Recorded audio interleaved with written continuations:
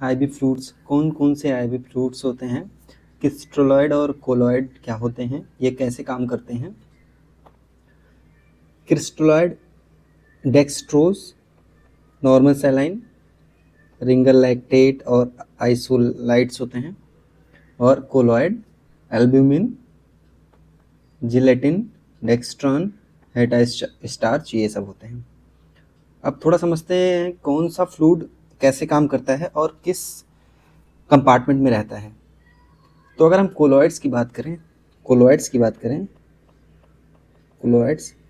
तो ये फ्लूइड्स जो होते हैं वो इंट्रावेनस के थ्रू जाते हैं और ये वेसल को क्रॉस नहीं कर पाते हैं, मतलब ये इंट्रावेस्कुलर कंपार्टमेंट में ही रहते हैं।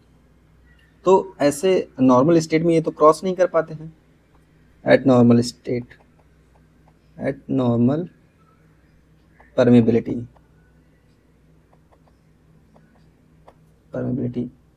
अगर कोई अब नॉर्मलिटी है तो दे मे क्रॉस। तो जो कोलॉइड्स होते हैं वो क्या कैसे यूजफुल हुए, तो ये useful in expand the intravenous volume, क्योंकि ये ब्लड वेसल को क्रॉस नहीं कर पा रहे हैं।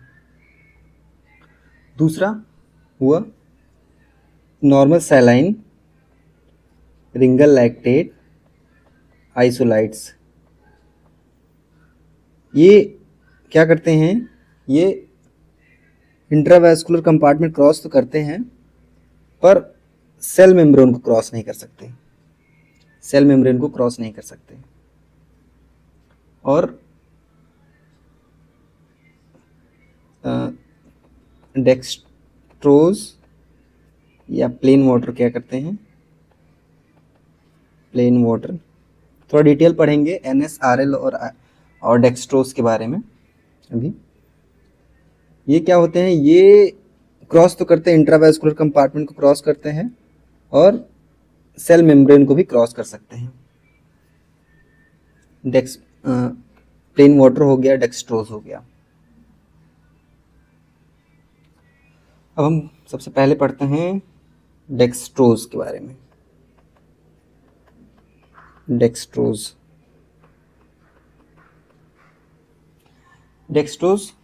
जैसे 5% डेक्सट्रोज हुआ, 5% मतलब कि 5% इन 100 ml, तो 50 ग्राम इन 1 लीटर ऐसे हुआ। डेक्सट्रोज की क्या क्या इंडिकेशन होते हैं, डेक्सट्रोज सेल मेम्ब्रेन को भी क्रॉस कर सकते हैं, तो इसका क्या हुआ कि dehydration due to decrease water intake, तो हम डेक्सट्रोज का यूज करते हैं। दूसरा हाइपरनेट्रीमिया में यूज करते हैं, hypernatremia due to free water loss, जैसे डायबिटीज इंसिपिडस। तीसरा क्या होता है, प्रिवेंशन, कहाँ यूज करते हैं, प्रिवेंशन ऑफ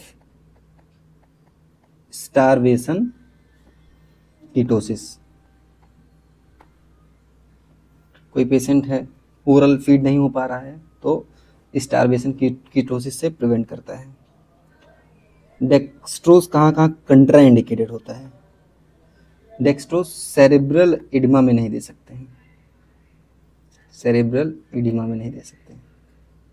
क्योंकि यह हाइपरनेट्रीमिया में यूज करते हैं, तो ये हाइपोनेट्रीमिया कराता होगा। हाइपोनेट्रीमिया मीन्स जो ऑस्मोटिक प्रेशर है वो वेसल में ऑस्मोटिक प्रेशर कम होगा, जिससे fluid, extra cellular fluid increase होगा, तो सेरेब्रल इडिमा और ब्रस्ट हो सकता है। दूसरा है डीएनएस।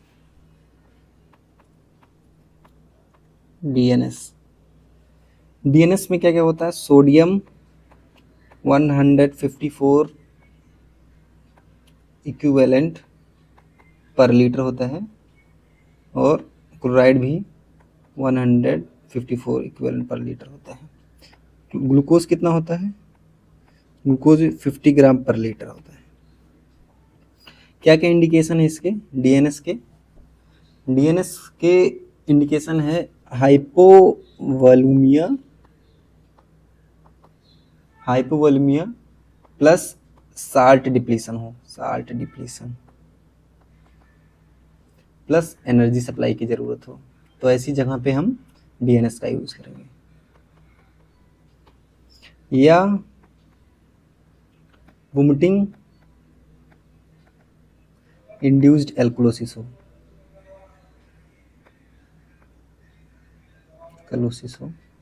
प्लस एनर्जी सप्लाई की ज़रूरत हो, तो हम डीएनएस का यूज़ करते हैं। एनएस नॉर्मल सलाइन, इसमें भी सोडियम 154 में इक्विवेलेंट पर लीटर होता है और क्लोराइड भी 154 इक्विवेलेंट पर लीटर होता है। इसका इंडिकेशन क्या होता है? हाइपोवैल्यूमिक शॉक में यूज़ करते हैं। हाइपोवैल्यूमिक शॉक्स में यूज़ करते हैं। हाइपोवैल्यूमिक शॉक की वोमिटिंग इंड्यूस डिहाइड्रेशन में, वोमिटिंग विद डिहाइड्रेशन में यूज़ कर सकते हैं। क्योंकि जो एनएस होता है वो स्लाइटली एसिडोसिस कॉज करता है, तो एसिडोसिस कॉज करता है, तो वोमिटिंग में स्लाइटली एल्कलोसिस, एसिड लॉस होता है, स्लाइटली एल्कलोसिस होता है। वोमिटिंग क्या करता है? एल्कोलिसिस करता है, मतलब कि मेटाबॉलिक एल्कोलिसिस होता है, तो एनएस से करेक्ट हो जाता है, करेक्टेड बाय एनएस, इसलिए एनएस यूज करते हैं। वोमिटिंग विद डिहाइड्रेशन हो तो एनएस यूज करते हैं। तीसरा कहाँ यूज करते हैं? ऐसी जगह भी यूज करते हैं जहाँ हाइपोनेट्रीमिया हो, मतलब हाइपोनेट्रीमिया ट्रीटमेंट भी यूज करते हैं, चौथा, इनिशियल फ्लूइड किसका है? Initial fluid of diabetic ketoacidosis में यूज करते हैं, सेप्टिक शॉक में यूज करते हैं और हाइपर कैल्सीमिया में भी यूज करते हैं।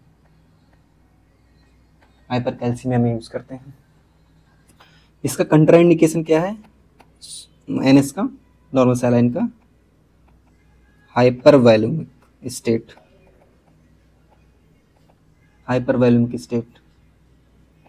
अब हाइपरवैल्यूमिक स्टेट्स क्या क्या होते हैं? जैसे एक्सेसिव फ्लूइड इनटेक, हाइपरवैल्यूमिक स्टेट्स, और किडनी डिस्फंक्शन हो, किसी को हार्ट फेलियर हो,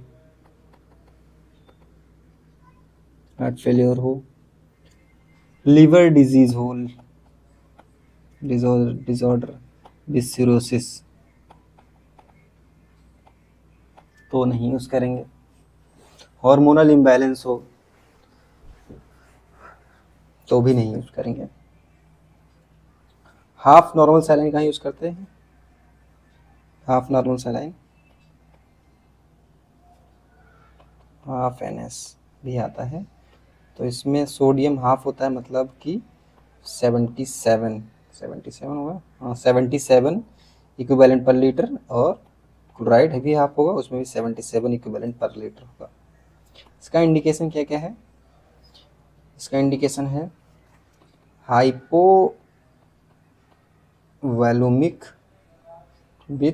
वैलूमिया विथ एक्सेसिव स्वेटिंग। जैसे कोई मैराथन रनर है,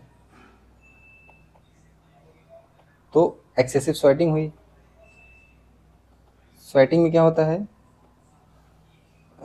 जो हाइपोटोनिक फ्लूइड लॉस होता है। स्वेटिंग में हाइपोटोनिक फ्लूइड लॉस मतलब कि उसमें सोडियम लेस होता है, वाटर मोर होता है।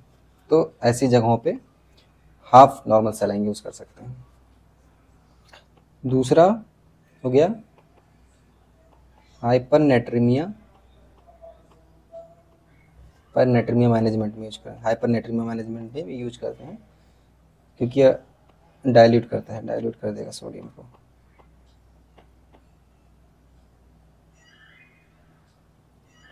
कंट्राइंडिकेशन, सेम कंट्राइंडिकेशन है कि हाइपर वॉल्यूमिक स्टेट में नहीं देंगे।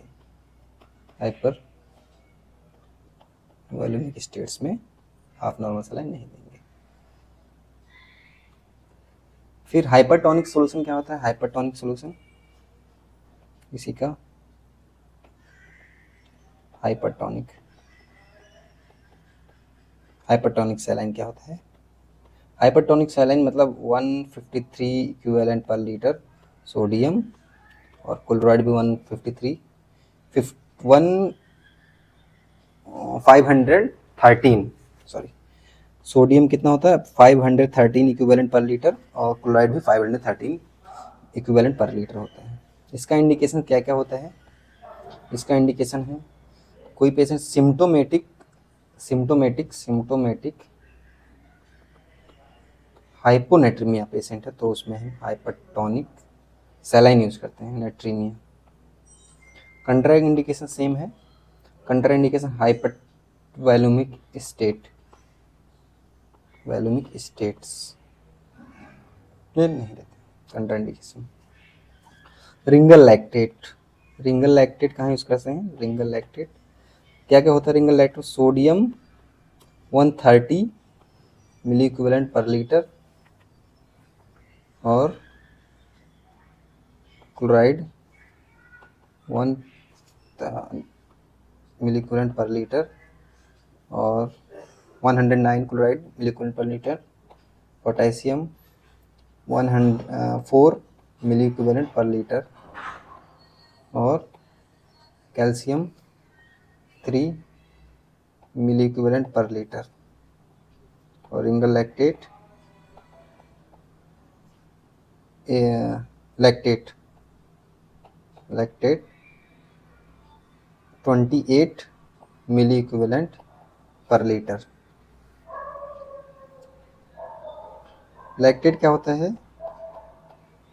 सोर्स ऑफ बाइकार्बोनेट, लीवर के थ्रू बाइकार्बोनेट बनाता है, आरएल के थ्रू मतलब बाइकार्बोनेट जनरेट करता है। तो क्या क्या इंडिकेशन है इसके रिंगल लैक्टेट के? रिंगल लैक्टेट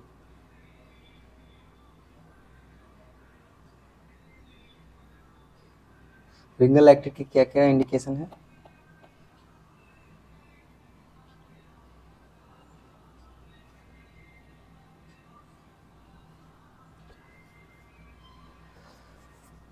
रिंगल लैक्टेट क्या है? Diarrhoea, diarrhoea induced dehydration, diarrhoea induced dehydration हो, या बर्न का केस हो, या